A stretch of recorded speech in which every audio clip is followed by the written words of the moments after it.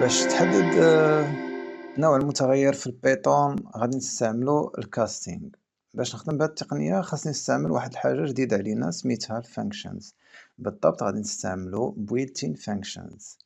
الfunctions بصفة عامة هي مجموعة ديال الأوامر مصممة لأداء مهمة محددة.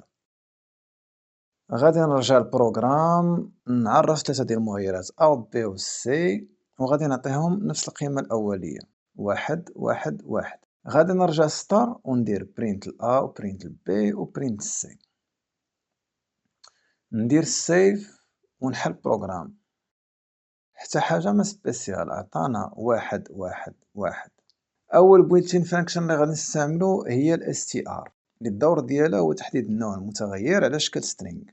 أي دالة في البيطون بغينا نخدمو بها كنكتبو اسم الدالة متبوعة بالأقواس. هاد العملية كتسمى recall function. بعض الفانكشنز كيحتاجو داتا أو أكثر كمدخل. المداخل كتسمى arguments. ال str كتحتاج مدخل واحد اللي هو A في هاد الحالة أو argument واحد. كاين دالة أخرى سميتها ال int الدور ديالها كتحدد نوع المتغير على شكل integer كتاخد b كargument والدالة على شكل float كتاخد c كargument في هاد الحالة. وغادي نديرو save ونحلو البروغرام.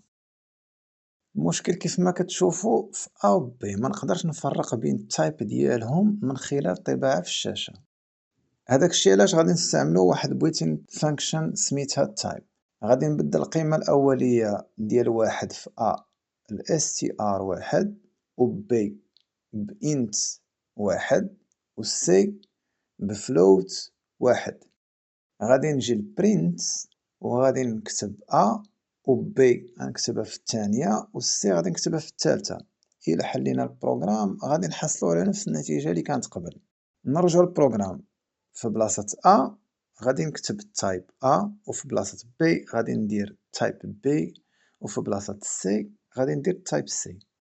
إلا درنا CTRL S وحلينا البروغرام بالنسبة للأوتبوت غادي يعطينا كالتالي class str يعني كيعني string class int يعني كيعني integer و class float كيعني float.